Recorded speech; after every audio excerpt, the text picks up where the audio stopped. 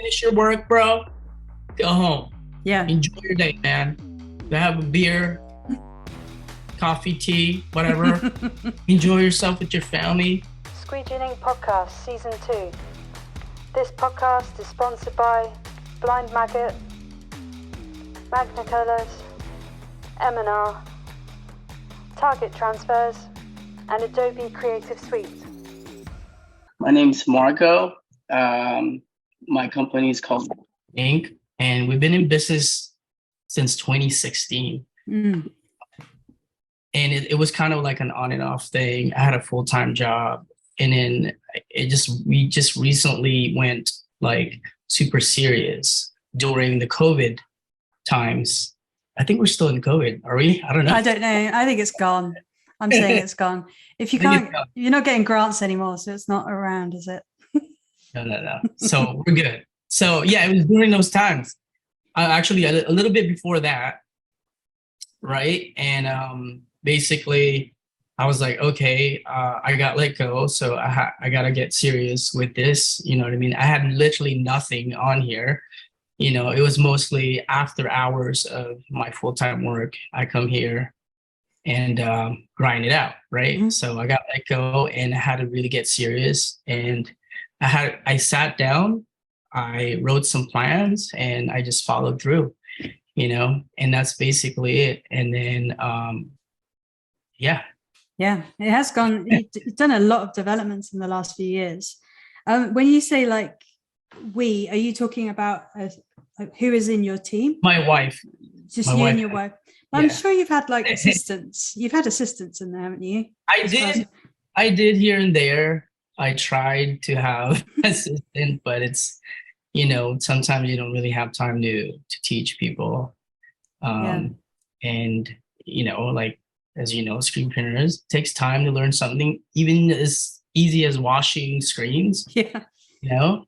So yeah, I took some time to teach the person and just couldn't get it right. So I had to just let the person go. Yeah. But sometimes it feels better letting them go than than it does taking them on, because the relief is different, isn't it? Yeah. So you've got an auto and you've got a manual.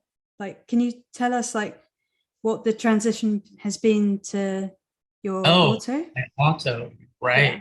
So the transition was pretty okay, because you know, it's literally, it comes down to aligning, right? Yeah. And it has micros, just like that one that Riley. I think it comes down to the actual printing, because it's totally different. You know, it's the angles and the pressure. So good thing I got one that has all servo. I don't even know what that means. I don't know what that means either. I was going to ask you, but you're like, so basically, it's automatic, runs on full on just electric, right? It doesn't need any compressor air or anything. Oh, really? Like that. So, which is great. So that's why I really like the idea of getting something like that, like a Tesla, pretty much, right? Yeah. So I don't think Rock or them, they don't have anything like that yet. Yeah. So is it Annettte, that one? Annettte, yeah. I believe that's European, I think. Yeah. So the transition was okay for me. I think it just varies for, you know, different people. Like I said, it's the angle of the printing and the pressure. You know, you have to like punch it in, and that's the only thing that takes time. You like punch it in, poop, poop, poop, and it goes. So it's kind of like you have to wait. With the manual, you just go pow, boom. Yeah. You know what I mean? Like done. So it just takes a little bit more time, but once you get it, you just put it on, bam, bam, bam. You know what I mean? And I mean, it's. I think, you know what? If you were doing like 100 t-shirt, I think like one color, I think manual would win still. That's what I believe. What kind of number, or is it the amount of colors that pushes it over to the auto? I mean, you can do quantities of printing, you mean? Yeah, like no, say if like what kind of job, and you'll be like, sod doing that on the manual. I have to do that on the auto. Sometimes you just, even if it's 25 pieces, I just go, boop. Yeah. You know, because like I can do, I guess the idea of just having it, leave it, set it, forget it kind of thing, you do that, and then you can work on something else. And that's the positive side about it. You know what I mean? That's, yeah, to me, that's the plus on it, you know, because manual, obviously you have to do everything manual. So, you know, I load 8 in, I have 7 color heads. One is using the flash, and then 8 platens. You just put it in, boom, set it, forget it, and then it just tells you when it's done. So it's so funny. Makes it a little easier. Yeah. It's just like your experience compared to like other people who I've interviewed, and they've said like, no, it's a nightmare, wouldn't do it. It's all about heat management, the sound of like the melting shirt ripping off the underside of the screen, and then ruining 8 before you've even figured out that there's a problem. And maybe you know what, I kind of I learned on my first one, I printed it on the actual platen with the sticky on. Went ripped the thing, the screen. So I learned. So what I do, I don't even put sticky or anything first to test. I don't do that, or I put all the shirt on, so that to just kind of you know, avoid that. So that's how I learned. And any future thing that people have had issues with, I Google it. And, you know, like, oh, what are the things that are could happen wrong? That's a good idea. Yeah, future. Seeing your future hell and then working back. That's so clever. Yeah. And I ask everybody in the community. I would, you know, message them, hey, so this and that, like, how could I do this? How could I do full 4-color process? Blah blah blah. So just kind of trying to stay ahead and avoid errors. But I mean, you still get errors here and there, but you know, it kind of limits, you know, the big ones. So exactly. I've been looking at your account for a while, and it's just because there's some interesting like parallels, and it's this kind of like you're being advertised to as like this hustle culture, and this you have to be an entrepreneur, and there's all these like fast ways of making money. And I think you spoke about it on your stories recently, and you do quite frequently. But it's like, do you think screen printing is advertised to people as this like quick fix, do your brand, get loads of money, be really like famous, and then they just I'm just totally against that. It's not that easy, you know. Everybody knows, you know, but unfortunately some people advertise it that way. You know, it's weird, but I mean, that's their hustle, the way they do that. But yeah, I try to portray like the idea of like, I'm here at 3 a.m. like I'm grinding still. I'm on like my 6th coffee right now. 2 hours of sleep, you know, grinding it out. I'm just showing the reality to some people, because I think like 70% of my viewers are screen printers, and the rest are just like clients, customers, future, whatever. Oh, really? So it's kind of like, just I want to show the realness, the rawness of screen printing versus like, ooh, make money, you know, $1,000 right now, which you can, but with that $1,000, you have to buy garment, materials, all these other things. I know, but it's like a crazy allure to that though. There is like a lot of money to be made quickly, and then you get paid and you're like, maybe I need some more of that. But sometimes you're taking on the wrong orders because they feel like a quick fix. But I feel like black ink is more, I think it's turning into like more of a whole branding situation with like, you're very invested in videography and photography, and I don't know how much advice you're giving to people about like, oh, you need to style it like this, and this is how we can sell it. Like, you know what? Yeah. How far are you going with your clients like that? I guess my background is graphic design and also web developer. So, I've gone through the whole kind of journey of being, I guess, a designer artist, at that. So,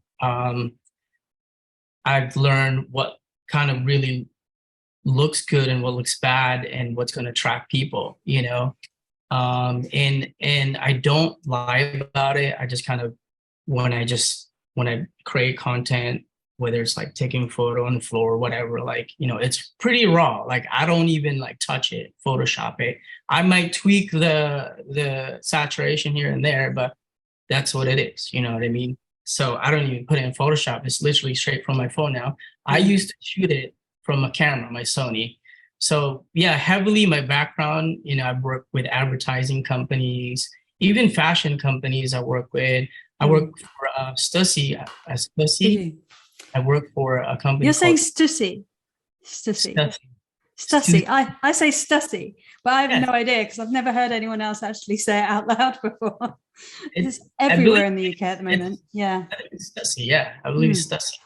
So they're pretty close in Irvine. It was like a family. Yeah. So I got hooked up a little bit, I worked there for a couple years, maybe like 3. Wow. And things happened in my life that, I had to part and all that stuff. So I learned a lot. So I guess that's one of our thing in having a company is that we have a little upper hand of knowing and understanding the fashion industry because we've been in it. Especially my wife. She's not here, unfortunately. She's actually sick. We were all sick. My daughter went to school, got sick, got us all sick. So but now she's getting better. So yeah, like she's been in the industry forever. She went to fashion school. She worked for big corporates. So if you tell us to make clothes, we know how. And I went to Los Angeles, after college when I was like, have like really the fire, the drive. I still do, but getting older. But, when you're young, you're like, let's go to LA. Let's.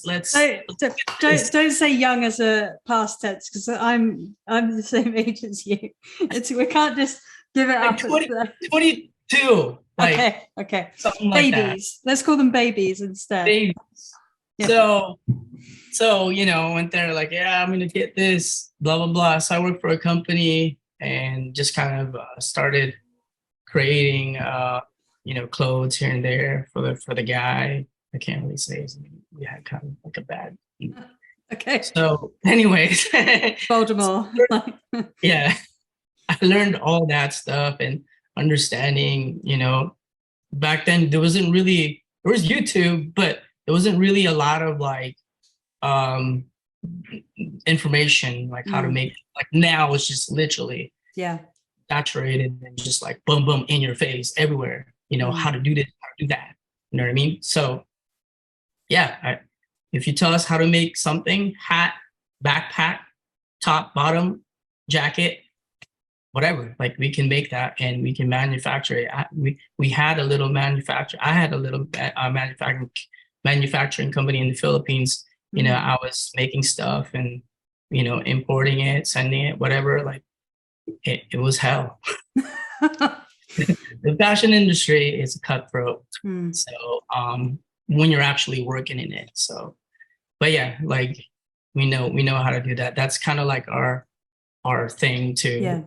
So, we put it out there, and also the people that work with us, we let them know like, hey, we don't we have this experience, whatever, but like, we'll just guide you to the best of our abilities. We work for so and so, like, but some people don't care. Who's that? Like, so, but whatever. But we just try to give it our all and give all the knowledge that we learn to whatever they're trying to make. So in the industry as a whole, you've gone through quite a lot of different things. And do you think you're at a sweet spot now that you want to stay at as being people's printer? Or Like you don't do, or do you want to go off on your own and do your own brand Yeah, I again? don't know if you see my stories. I would post like things, ideas, and my goals. Yeah. So this is not the goal. This is literally just a little pinch on the butt kind of idea. It's not even it. It's actually going to be, I want to have a store. So, hey, anybody's watching this, don't take my idea. Copyrighted.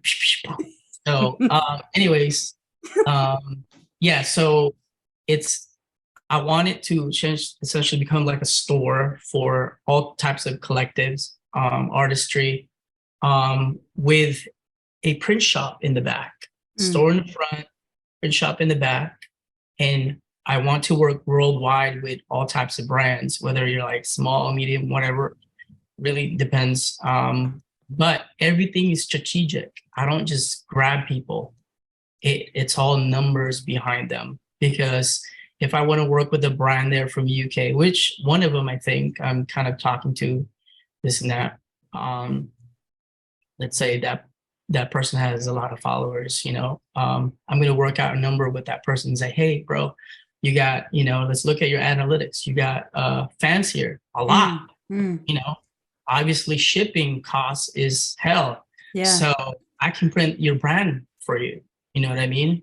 And it won't cost you a lot because of the shipping. Everything is here. Your fans can come here and actually try it on, whatever, take photos and buy your stuff. It's literally being made in the back. So, and then just display in the front, there'd be some fees here and there, whatever, like, just to sustain everything. I think I can smell coffee as well, like artisan coffee with the lattes. Coffee will be in there. Just because the idea of, in England, like when I went there in Kent with my wife's side of the family, and it was an experience. I was like, oh, cool. Like, and every damn businesses had like a cafe, like tea. You obviously, English people will live without it, and American people can't live without coffee. Yeah. So it's just more of like a starter conversation for everybody. So having that in a shop is a gold mine kind of thing, because every like I said, creativity, whatever, you drink coffee, you talk to somebody to create something, or you're sitting down by yourself on a computer. I want to attract graphic designers, artists in my shop to sit down and lounge around and create something, and even be with their clients. Say, oh, by the way, look behind you, there's a print shop for your brand. Yeah. And that could be your brand on the hanger right there. Yeah. So that's the ultimate goal. And not only that, is to put these not little, but like hubs only. I only want it in Old Town. I don't know if you guys have, I'm sure you have it. Yeah. It's called art walk kind of thing. Maybe. I'm not sure. Like just like little arty hubs. Yeah. So maybe something that you do, like you set up your tent, you sell your brand kind of thing. Yeah. Just the high street market. Sorry. Something like that. That sounds super basic. Over here we call it like an art walk. Every old town, like a really, really old town, they do an event called Art Walk. So in my case, I'm trying to plant one. We're kind of near where I live. It's called the Circle, Orange Circle, Old Town. It's really old. So and plant it in those because it will work hand in hand with my shop. I can also sell the local artist stuff in my shop, whatever. Even in music, like anything artistry will be in my shop. Just I guess like it kind of sums up what I like, and it's also can relate to other people. You know what I mean? Yeah, no, I think people need community hubs and stuff like that. Exactly. Otherwise, you're like I don't know whether you're getting it as well, but the small towns are just getting overrun by all the big brands. Yeah. And then all the little independents can't quite survive. And then I want to keep it small. I want to keep it like local driven community thing. This is never going to be a corporate thing. Like even if someone give me gazillion, like, Amazon, hey, Amazon, like, we want to give you blah, blah, blah. No, no, Amazon. No, thank you. You can't even like help other people who go in space and stuff. Like, I don't know what you're doing. So, something like that. But yeah, it'll stay local, people powered, artist powered, coffee powered, whatever. Yeah. I love it. I love it. So you just mentioned Amazon, and Amazon are like one of the biggest printers now because they've got all the digital printers. But like, I can really clearly differentiate like those kind of designs and stuff from screen print. And I don't think it's just because I'm in the industry. I appreciate the craft and the design. But do you think people on the street appreciate screen print and it's still going to have a place in like 10, 20 years? Or do you think it's all going to, Amazon's just going to bulldoze it and people won't want to pay for the screen printing anymore? Or you know what? No, I'll give you an example. I had a client that I just did recently. They printed her stuff and it sucked. So, because they're printing it on like DTG or whatever they're doing over there, you know what I mean? Like, it's not going to last long, right? And they're printing it so quick, you know what I mean? Like, one piece, two piece, three piece, whatever. And it's appealing to people, but when they receive it on their end, they're gonna be like, if they're not knowledgeable, they're just like, look awesome. But like if they're like a bit knowledgeable about it and they've been watching YouTube screen printing thing, they're gonna see the difference. They're like, what the hell is this? Like, you know what I mean? So I guess we're still sitting on the throne of screen printing. No one's gonna like knock us off. We're never gonna, I don't think so. I mean, unless there's some type of technology that really spits out plastisol in freaking cartridges and, like, that would kill us. Yeah, you know but I mean? I think the thing is, it's not actually about the print process. I think it's like, people aren't really buying into the big brands and adverts anymore. They're actually looking a little bit deeper and they're going, oh, I like this brand because I like the story and I'm relating to this person who's behind the brand. And I want a bit of that. And like when I sell on market stores and I feel like people are some of the people, I feel like they're just talking to us. We're chatting for like a little while. They get to know us and then they buy a shirt. Yeah. We're not like convincing them to do it, but they're buying into the brand because they can see real people behind it. So it's the culture. Trust me. Over here, it's pretty big. You go to we have McLogan. What's up, McLogan? So McLogan is our local screen printing supply. They carry Ryanette stuff, F and Ink, all that stuff. And you go in there, you see a lot of kids, young entrepreneurs, picking at home. You know what I mean? So, I think it's the brand, it's the people. You see these like I don't know if I should talk about it, but I guess I am. Like I don't know if you've seen like American brands, like these young entrepreneurs, Brema. I want to talk about it because Brema's come up with us because he's got, is it Unfinished Legacy? Yeah. Right. So I've literally, my last 2 or 3 weeks have just been calls from random people saying, I've just watched this Brema video. Right. I want this enormous screen, normally with a big butterfly on it because right. And then they're not doing their first print as a little one color. They're going like half tones on an enormous screen and they've never touched a squeegee before. And you're like, one guy bought 13 screens and I was like, no, just buy one screen, play with that. And he was like, nope, 13. And I was like, you really don't want 13 screens all at once. And he did. And he got every single one of them. And I don't know what mayhem is at the end of it, but they're getting too hyped up by they're getting hyped up and they think that, oh, this is easy. This kid's doing it with this cool B-roll videos, and it's very inspiring. I know the guy.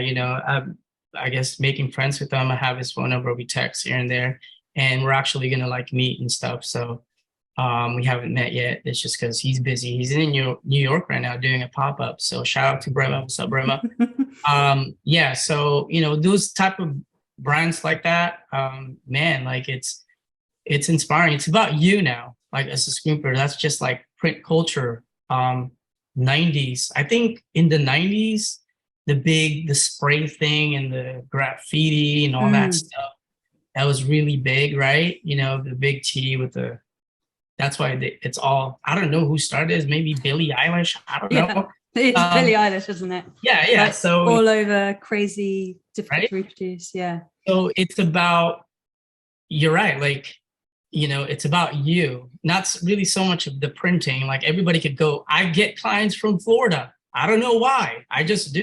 I get anybody from the East Coast, New York. Like I get clients like, oh, like, wow, I'm flattered. Like I trip out. Like, why you printing with me?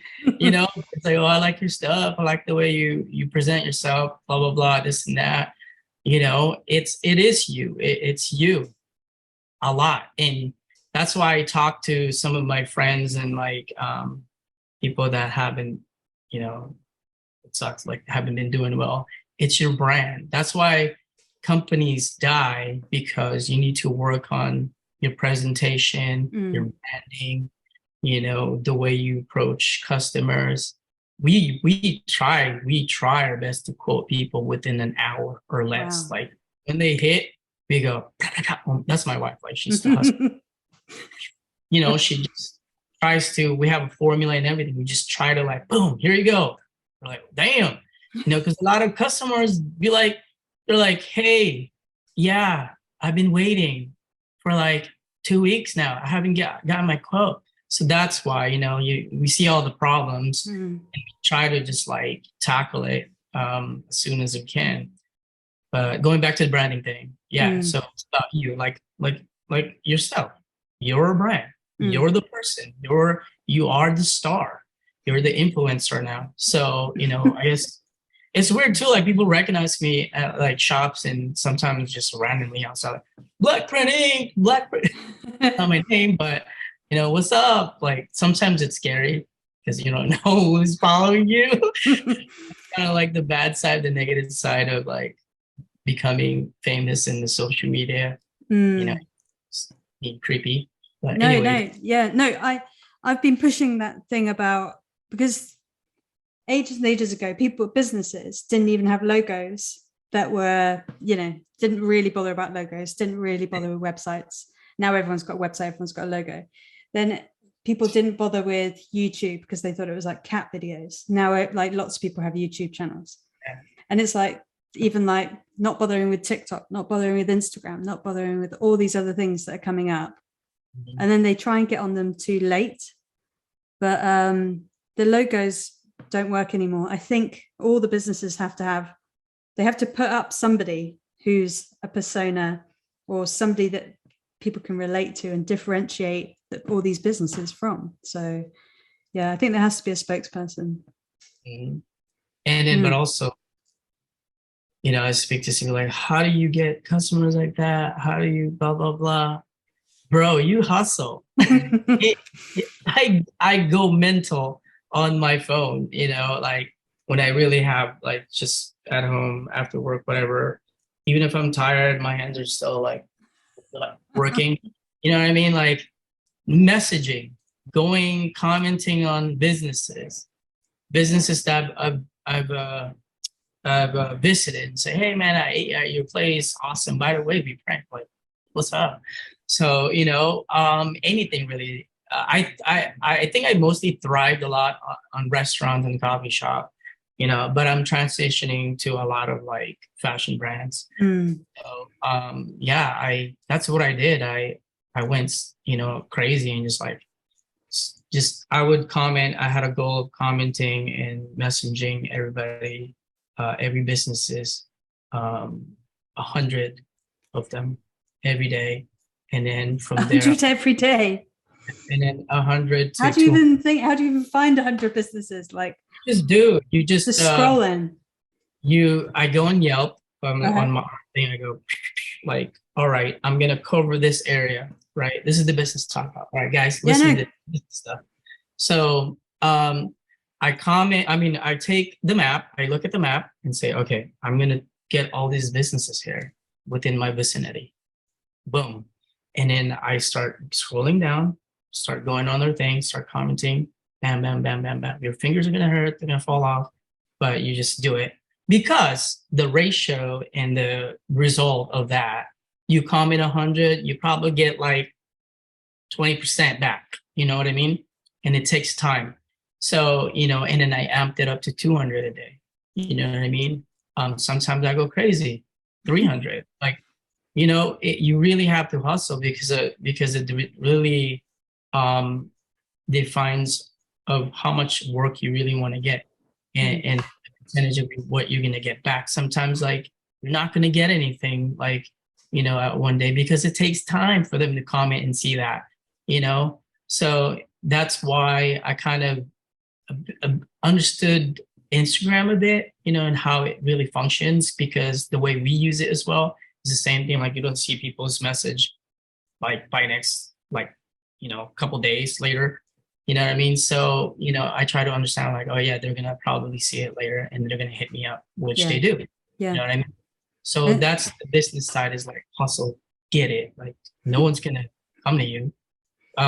Percentage of everything you hustle at like 50%, 70%, whatever, you get referrals 20% and the rest are just like random customers that you get. So, you know, that's how I kind of see it. Yeah. I think your page in particular, because you're so on it with stories, I think you post like not like 100% regularly, but you like post in flurries, but it's the stories on your channel which are the most engaging. But some of them, I have to tell you this, like whenever I see that I think you're driving the car and talking to the camera, it makes me so nervous. I can't look at it. I have to like scroll through until you're in your studio That's again. why it's slowing down and like many cars. No, I hate it. I hate it.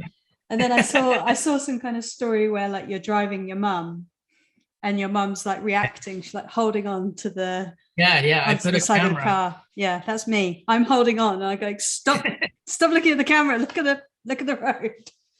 That's probably gonna be the future with my daughters. So they're gonna be like, oh dad, it's okay. But yeah, my mom gets crazy even if she's driving regularly. Oh wait. Like, Mom, I'm going like 20 miles. Calm down. Yeah. You're like, it's green. It's green. It's green. There's no cars. It's a holiday. We're not going to hit anything. I try to put out my personal life here and there, you know, and I try to, like, you know, it's hand in hand kind of like with branding, but also relatable, you know, and I talked to some people about that, like trying to understand their businesses. I think you just relate. You try to relate to the people. Whatever you represent, you attract a certain type of people that kind of like similar to what you are. Yeah. So that's kind of how I see the business side of it. So, you know, I try to relate with everything, music, even me just going crazy at night, just like last night I was singing, I just looked at it, I was like, oh my God, I can't believe I just did that. So, you know, I was tired. I was just like, oh man. Maybe you're in the wrong career. You just need to get into make that venue a music venue instead of a print venue. Right. But like about printing, because you've done loads of different creative things. And do you think like the jump from being a graphic designer to a screen printer, do you think that came when you pulled your first t-shirt and you're like, holy shit? Or was there kind of like really fun revelation moment when you got into screen print? I got into screen printing. It's actually pretty cool. It was actually the time when my cousin brought this little, it was like, I don't even know, back then, like when I was probably like 15, something like that. 15, and he brought this transfer paper thing, right? And he popped it in the regular printer, right? And then like he's like, oh, you're printing graphics, like, you know, your art. And he's like, watch this. got an iron, put it on top of the shirt, and then just started doing that. And I was like, what are you doing, bro? You're gonna burn it. And then he's like, no, watch. And then he peeled it, and I was like, my mind just exploded. So that's when it started. Yeah. I was like, oh my God, how'd you do that? And then I just got so interested in it. And then I started Googling it on dial-up. AOL, trying to figure out like, yo. And then it was loading really slow. And then, yeah, I was like, damn, wow, I gotta find out more. You got something that those dinosaurs wrote up like step by step with like diagrams. But yeah, like, yeah, that's how I found out. It's like, and then I tried to see, well, what's out there, and boom, like screen printing. And I went to McLogan's shop. It was kind of very close to my house when I lived up a little bit up north from where I live now. And I went in there, I was like, oh my God, what's going on here? What's that? What is this screen right here? And then, you know, just like what every young kid entrepreneur now, popping in there, not knowing what to do and just seeing things on YouTube. You know, I saw it physically, but like on a different way. Yeah. But I was like, what is this one? Like, what's this? And then they had a sample, they showed me, oh, look. And then that just really, I had a seizure, like, oh my God, that's cool. You know?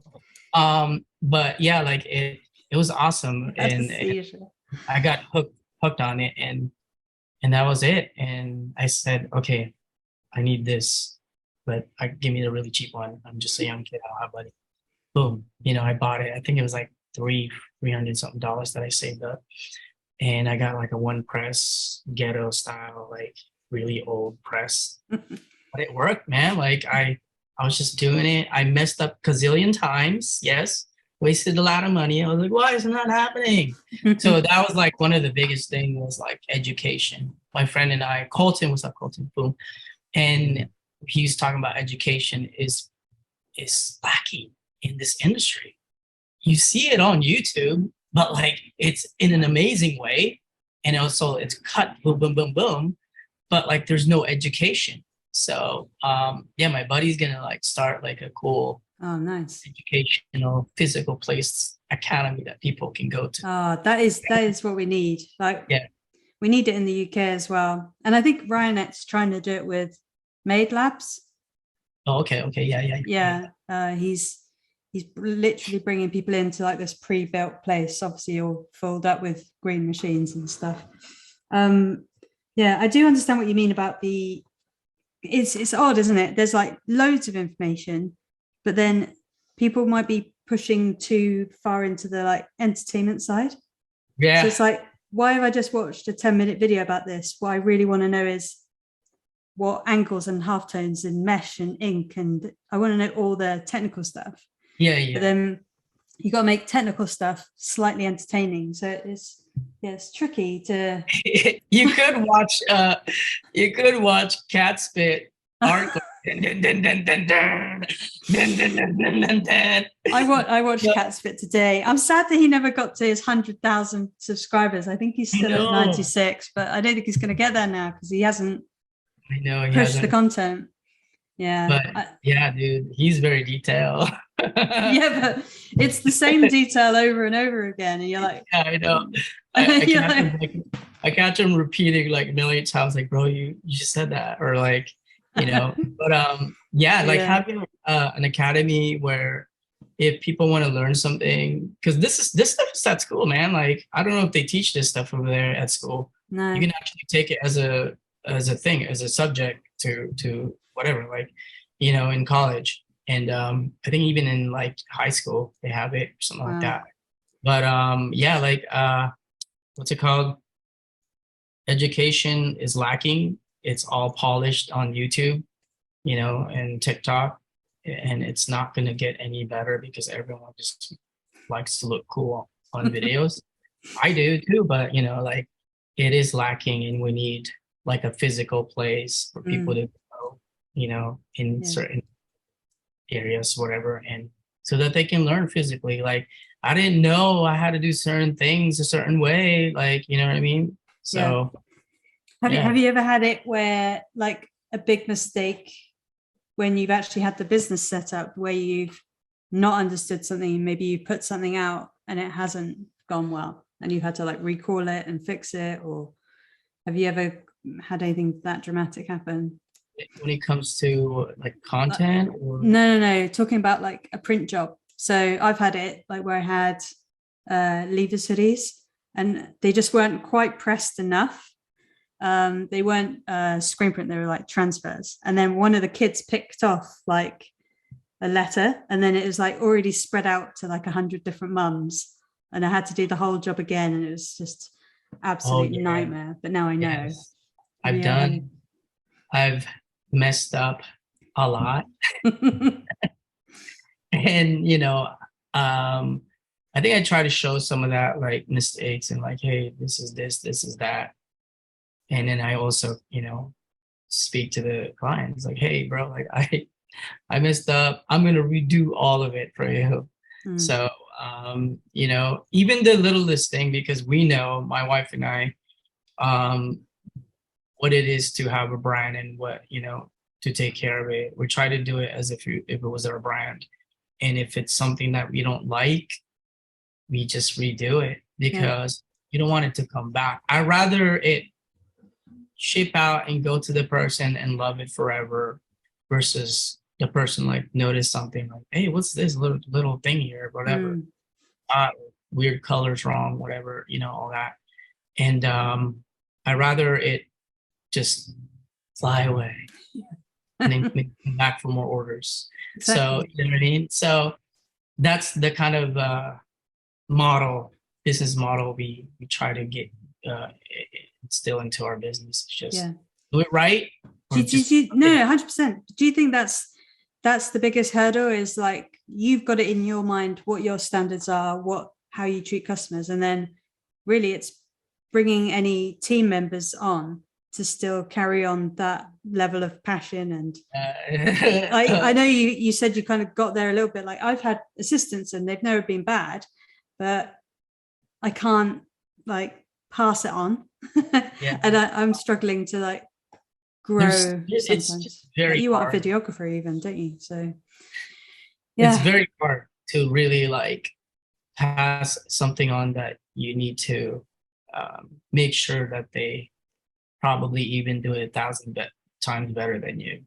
I did hire somebody part-time right now, and he's like old school, older guy. He's been doing it for 20 plus years. Nike, Vans, Roxy, all the surf companies as well, skate shop, whatever. So he's done it all, right? But at times where it's like, I'm not speaking bad about him. It's just certain people, maybe us too one day, just stuck in like certain ways, like for instance, I I bought him like the metal aluminum squeegee, right? Yeah. Because he was printing on my handheld one, like I know you. Yeah, right. To relieve some stress, but he likes the wood, just like straight out, just wood. I was like, really? No one likes wood. Yeah. Everyone likes aluminium. It's just that it's twice as expensive. And I'm like, I was like, damn, okay. And he pulls. He doesn't push. Yeah. He pulls. You know how that is, a million times doing that. So I was like, oh, okay. I just bought like 8 of these, and then now I have to return it and give you the wood. So the reason why, what I learned, see, like the old school people, is having this thing, squeegee thingy, the center doesn't put pressure right. I know. I hate them. Like, wow. Yeah. Okay, that's why. Yeah. So, I mean, to me, I didn't really like kind of pay attention because I was just like pow, pow, pss, pss, you know what I mean? But yeah, he was right. It was like, I can see it now. I can, I had to look really close. It's like, yeah, you're right. Okay, then let's go back to wood. Yeah. So that's what we're doing now. Yeah. If anyone wants my green one that I bought, they can have it. You can come and get it. I think it must be boxed away, but it's almost there though, isn't it? That squeegee, but it's like You can do that, Mhm. which means that if you've got one strong hand and one little, like slightly weak hand, you're turning, Right. you've got torque, the ends aren't gripped. I did a video on about like 8 different squeegees, which sounds super boring, but that was in there with one of them. And I didn't like try and rip it apart, but I can't be dealing with it unless it's a very small little image, like maybe black ink on white shirts, and you've got tens of thousands. Then I can see the ergonomics of them being It's useful. but other crazy. than that- Those little things that, so I'm learning, which is great. So yeah, passing it on, I'm confident with him now because of that. Like, oh wow, I didn't know that. Perfect. Cool. Things that I don't know. And then this dude just bangs it out like there's nothing. Like he's like Terminator, bam, done. You know what I mean? Like he can do like 150 shirt in like 2 hours or less or something like that. I'm like, damn, all right, cool. Just And like then, little T-Rex. yeah. Just give me a squeegee and put me near the press. Yeah. Sometimes you're like, when you're doing like, oh man, like, I wish I had an auto or something. I know. But I guess you just have to strategically do it in a certain time and whatever. That way you don't tire yourself out. Yeah. But yeah, like passing it on to a person, I'm confident with that guy, and I want to bring on more people that I try to replace. And that's the thing. I kind of envision a print shop like a restaurant, Mm. and maybe someday it'll kind of become that type of business where somebody comes in, we get awards, we get like what were the awards in the Michelin stars, Right. right? PG stars, Yeah. with all these things going on now and the things changing in the culture. Maybe we become those people that Yeah. go to shops and whatever. Yeah. But yeah, like what's it? Yeah. So passing it on, looking at it from a perspective or like the idea of just a restaurant where I guess I'm the head chef, but not really anymore. I pass it on to the dude. Yeah. And then there's the sous chef where it's more of like the prepping and the washing, the reclaiming the the screens and making inks. That's my sous chef. I hired the person to just do that. And, relieving myself from different things that I want to. And the next one, Yeah. a little pricey one, is more like the prep graphic person that just takes care of art, takes care of the client, make sure all the artwork's good, prepping it, printing the film, blah, blah, blah. Boom. So it's kind of like I'm strategically putting people in their place of like where they can exceed. And only this is why America's insane, La La Land. We put so much stress and responsibility on employees. Just throw things at them. Here you go, do this, bro. Do that. Like do this. You know what I mean? Like, and then the person just gets overwhelmed, and then the quality just like dies. Like, yeah. In England, my wife and I were talking about like, yeah, in England, most of the time your job is just that. Like, that's your profession. You're just that. Yeah. You know what I mean? Like in Europe, like, here it's just like, that's why people on coffee like all day long. You know what I mean? Do you think they're just doing it? A lot of those people are just doing it to earn money to work anywhere. And then in the UK, you're saying it's more like profession based and people stay in their lane? Or I guess I would say that. I don't know. I've not lived there. My wife worked there as a fashion designer, and that was her experience. Like, but maybe some areas, there's some weird areas, here and there, but you know what I mean? So I guess in England and Europe and parts of over there, I guess they treat their employees a bit better than here in some ways. Yeah. It might be a big consideration. Like I think the UK is moving. We're definitely moving towards like a 4-day work week instead of a 5-day. Right? Mm. Right? What's work Friday? No one. I know. You know? I know, but also like what work gets done on a Friday? Because like, Right? yeah. Everyone's just eager to go home. It's like, bro, let's go. Even Thursday, like Thursday. Getting It's antsy. baby Friday right now, baby Friday. Yeah. So, yeah. That's funny how you talk about that. Like, I don't know if it's possible, but maybe I'd like to transition, like when everything's kind of set up, work day is like a 5-day hour work. Finish your work, bro. Go home. Yeah. Enjoy your day, man.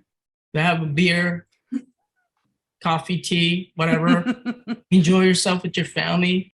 That's, I think, what I want to put into the system of how every businesses should be. Like just treating your employees, your people, with just respect and just give them time. Because if you give them, if you give them that kind of not pleasure, just like the idea of just like, just work 5 hours a week, really?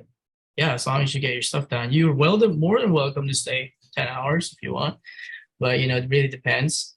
And then just go home, because I would appreciate that, because I can go home, take care of my children if I need to, whatever. It just kind of, I guess, changes the work environment culture. I hope this happens, but I think it is. I think it's our generation. Not here. but have you heard of like quiet quitting? Quiet quitting. No. Quiet quitting. It's like a trend that's happening. I thought it was worldwide, but probably in the UK more. And it's where people stay in a job, and instead of just quitting, they wait, they eke it out, and they do the least amount of work possible until they get fired and made redundant. But like not so much that they can get fired because of one thing. So they just like reduce their work level over time so slowly that they're just like a drain on the company, and the company has to get rid of them. It's called quiet quitting. Yeah. Whoa. But this is what's happening. It's like lots of people have taken on side hustle jobs. They're realizing, I can be self-employed. I don't need to work in this like factory farm of offices and corporations. And so I think what you're talking about with flexibility, giving people loads of room and space, I think it has to be that, because people don't need to do it anymore. Like we've got automation, I think it's definitely going to be the future. That's the future. It's just like, if people work less but they work those 5 hours hard as they can, and they don't even get distracted because they need to finish it, they will. Like, I think there did an experiment where, I think it was in UK, where these children had to draw a clock and make it creative and stuff like that. I forgot what it was, and they only had a certain amount of time. It was like really short, and you just like, they drew it and it wasn't done. You know what I mean? Like, but if you give people time to do certain things with their life, I think they'll work as hard as they, I believe, want to for your business, because you just have the energy and, things that they needed to do. Yeah. So. But also, like, I've always wondered about this, like, difference between being an employee and being an employer, because the employees, like, I'm never going to be an employee, but again, I only like summer jobs and stuff, but surely the employees know that they're just mainly working for the boss, and they're just feeding the boss's business. Whereas they want their own, everyone's got their own ambitions and they want their own thing, even if it is just a company like the one they're working in. So you can't really just stifle people's ambitions. You got, like, if they're asking you questions like, how do you do this? Or like they want to learn, you've got to like let them learn, even if they outgrow your business, because we're not stupid. We all understand that we're making money for other people if we're working for them. Surely, like, I don't know anyone who wants to be an employee. But maybe there are. Maybe people want the casual life. I don't know. two types of people in the world. One is just a content person that just works for somebody that will work and die for that company. Second is like leaders that just want to do something with their own, with their lives and start a business, whatever. You know what I mean? There's that, like there's two types of people in the world. So if you're hiring somebody that is more driven and just want to learn and do things and want to know about the business, they might have limitations, maybe because financially they can't really do this or start this, and it takes a long time for businesses to grow. It's like a tree, it's like a plant. Yeah, you got to plants, metaphors. So you know what I mean? That's there. That's normal. You know what I mean? And yes, some people do blow up in like a matter of months, but it really depends on the person if they have it. You know what I mean? If they don't, you know, some people, like I said, some people like, how you do this, how you do that. Well, bro, I almost kill myself every day. That's why I'm right here. And that's why I got all these things. You know what I mean? It doesn't pop out of nowhere. So, you know, the person has to have that drive. And then if you have a person that's working for you that has that drive, you give them tools, you give them opportunities. Like I said, like I keep saying these things, but like hopefully it'll happen. You know, once things are set up, I'd like to give opportunities to people that love screen printing and the business and start their own shop within my name. Not like, I don't want to call it a franchise or whatever. I get my percentage, the person runs it, makes their own money, whatever.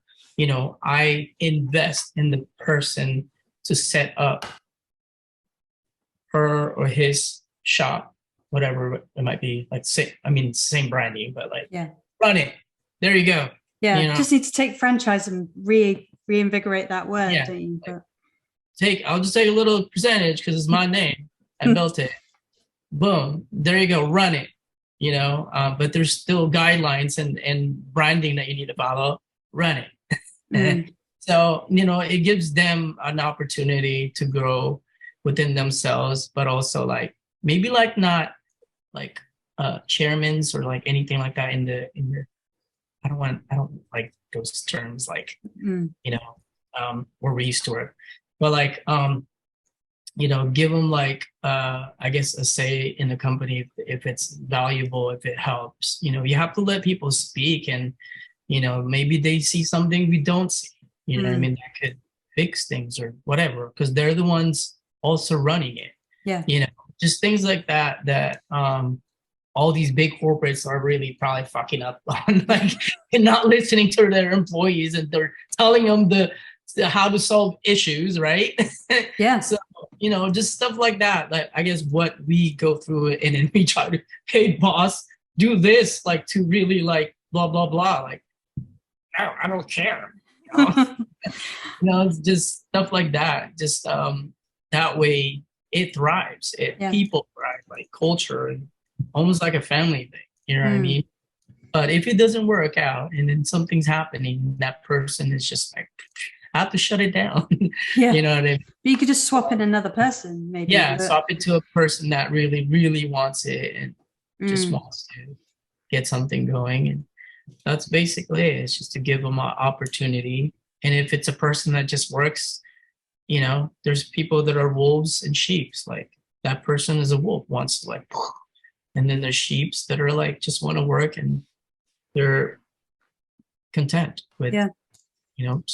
Do you think, like, as you said, like before, you were a graphic designer and you got laid off.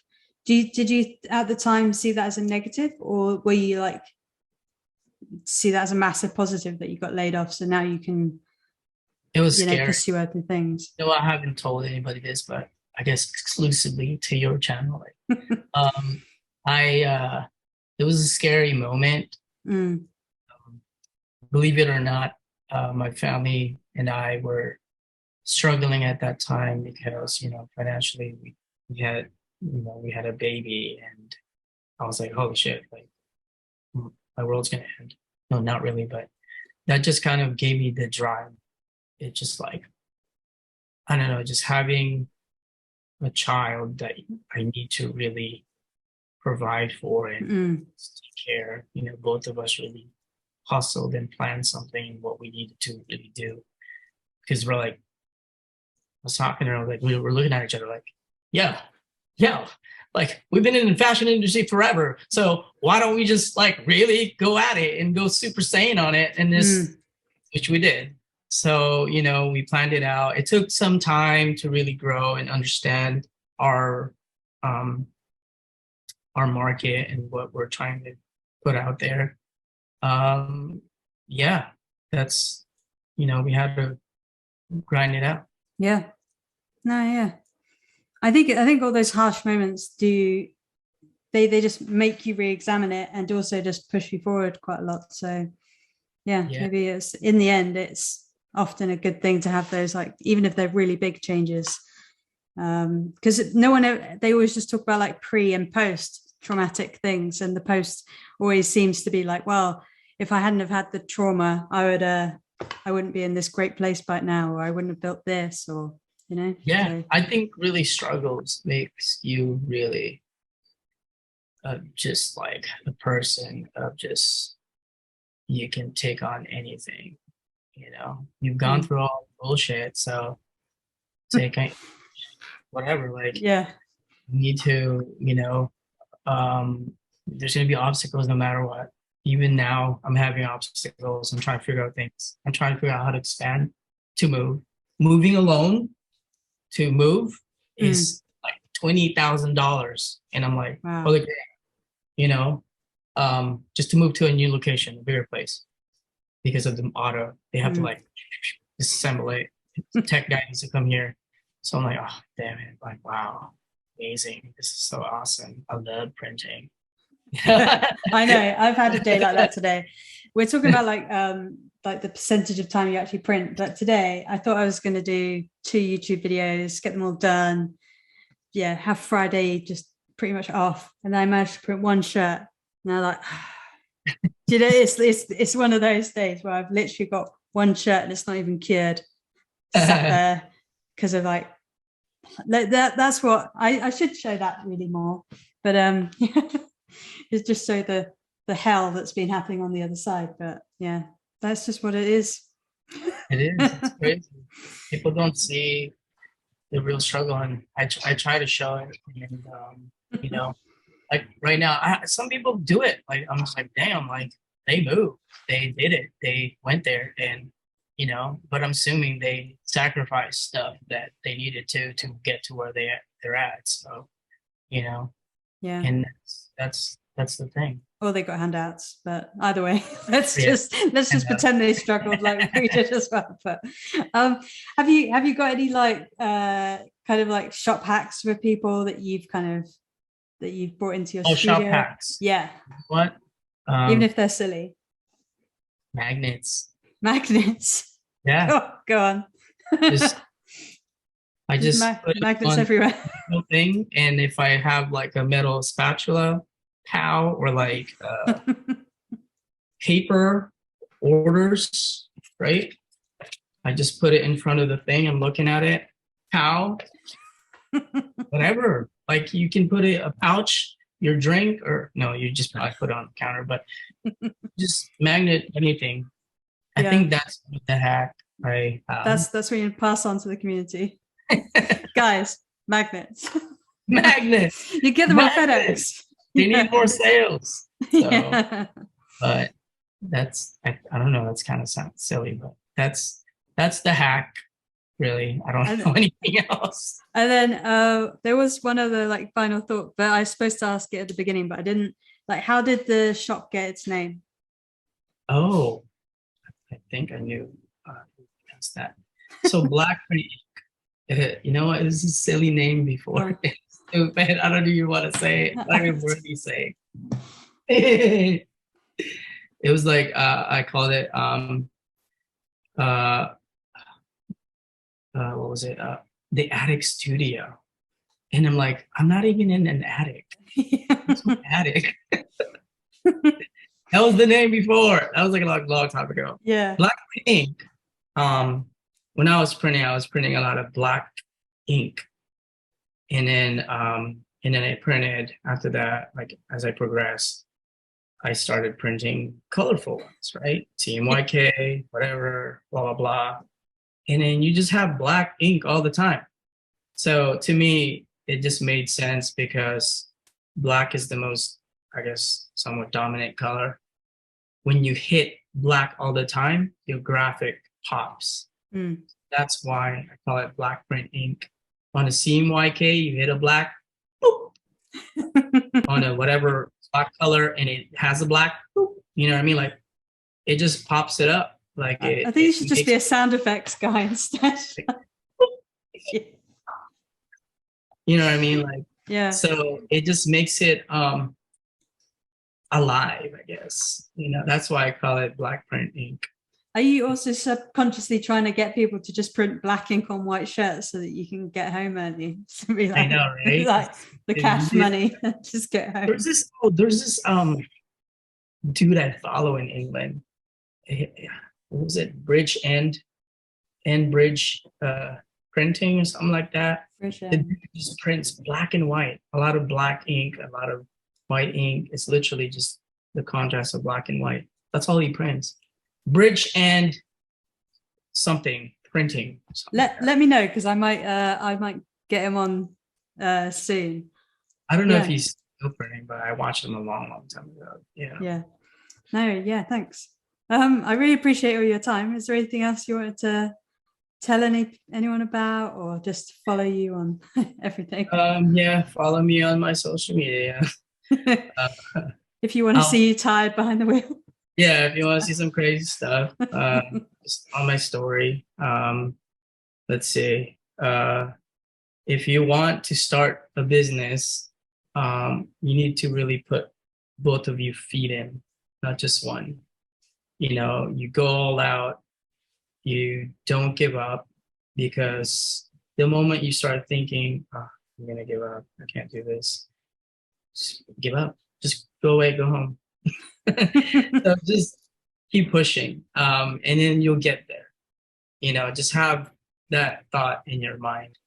And I want to say hi to everybody. Ryan at screenprinting.com, Colton, Bram, Jack, McLogan. Let's see. I don't know. I mean, things that we tag all the time. FNing, International Ink, International Jimmy Free Ink. So thank you. I guess that's it, right? Yeah. Annettte Co. I love this though. I think this is like a little time capsule, because stuff is gonna like go.